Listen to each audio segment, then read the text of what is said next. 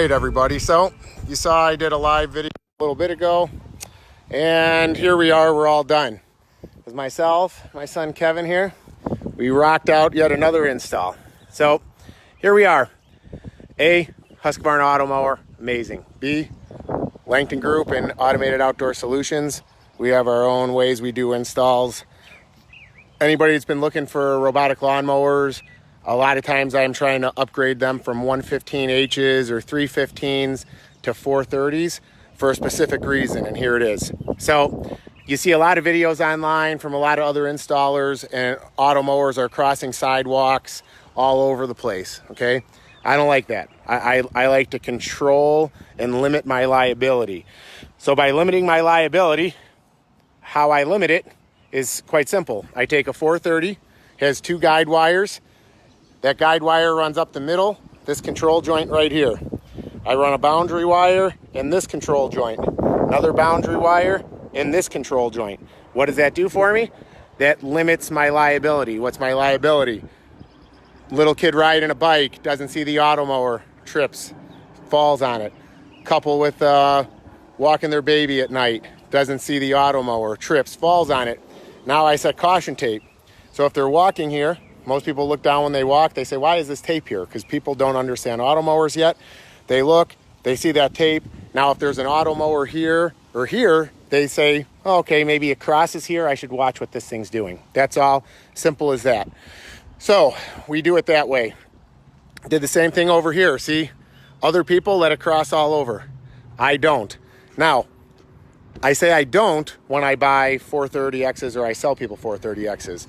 A lot of times if somebody gets a 315 or a 115, there's only one guide wire, and the guide wire is what makes the unit go back and charge where it's supposed to charge. So if I have unique areas of the yard, or I have to bring the mower through a fence area or something like that, I can't utilize my guide wires the way I want to with the sidewalks.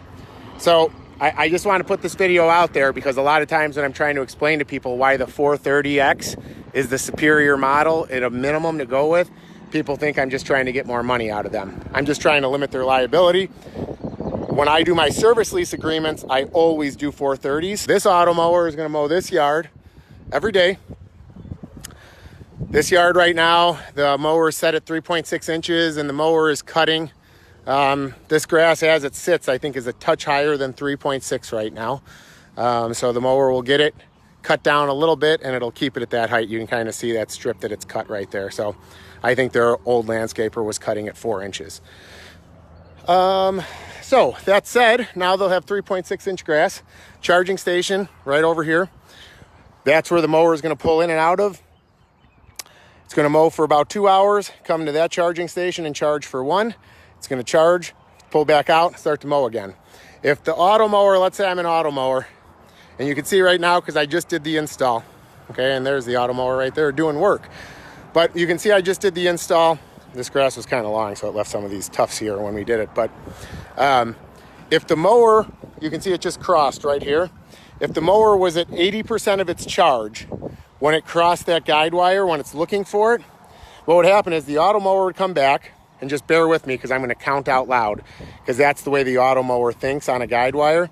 So it's going to say 1, 2, 3, 4, 5, 6, 7, 8, 9, 10, 11, 12, 13, 14, 15, 16, 17, 18, 19, 20, 21, 22, 23, 24, 25, 26, 27, 28 yards. I'm parked, I'm charging.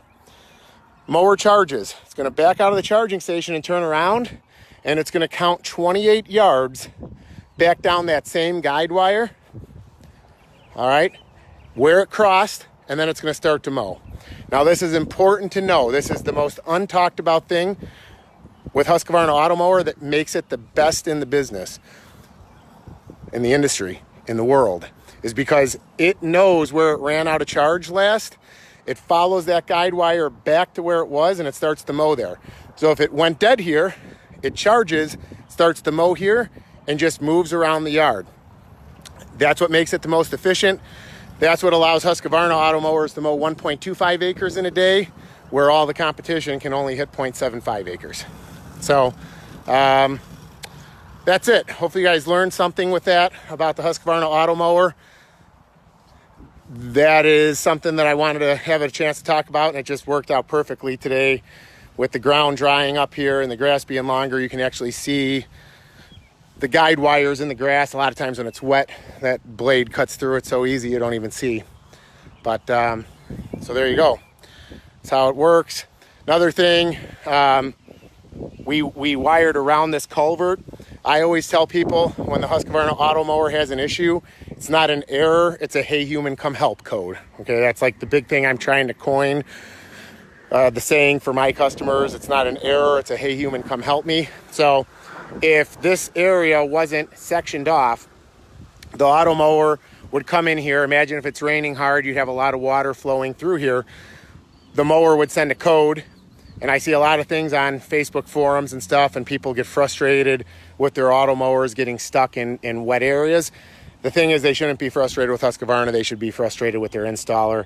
The installer has to be able to recognize things like this, recognize that that's a big degree of slope. There's no flat spot for it to flatten out on. You know, when you look where we're coming down the hill here, you see it comes down a hill, flattens off, okay? The auto mower, when it comes down a hill, there needs to be a space for it to flatten off so the mower can spin around and come back up the hill. If I take it straight down this hill and there's no spot where it gets flat for it to turn around, the auto mower is going to try to stop itself and it's going to slide into here and it's going to say out of bounds. That's just an installation error. And that's one of the reasons we warranty our installs for 2 years with the Husqvarna 2-year warranty. Because a lot of times if there's an issue with the mower, it might just be something we have to move a wire back. And these are all things we do for our customers. We cover those small things. So if we didn't bring the wire far enough back there and the mower keeps slipping out of bounds there, let's say 2 or 3 resets, it doesn't learn. We come back free of charge, we move that wire back. So anyhow, these are the things that make us different than the other installers. And these are, like I explained with the guide wire, that's what makes Husqvarna different than the other robotic lawnmowers. So anyways, I hope you guys liked what you heard.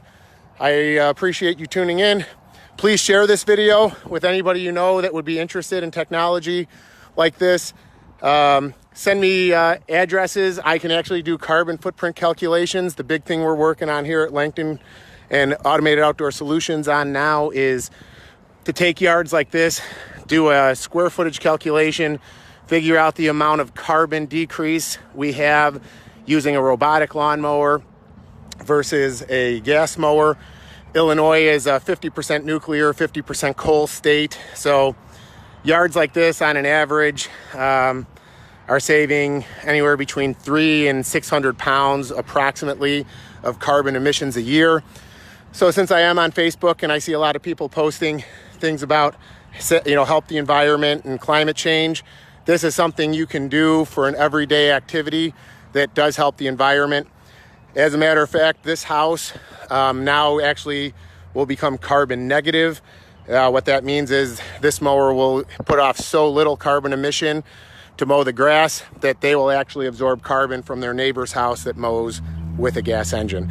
These are all the things we're working on at Automated Outdoor Solutions and Langton Group. That's why Langton Group's making the investment to switch its fleet over to robotic lawnmowers, and AOS wants to get auto mowers in as many people's hands as possible. All right, thanks guys.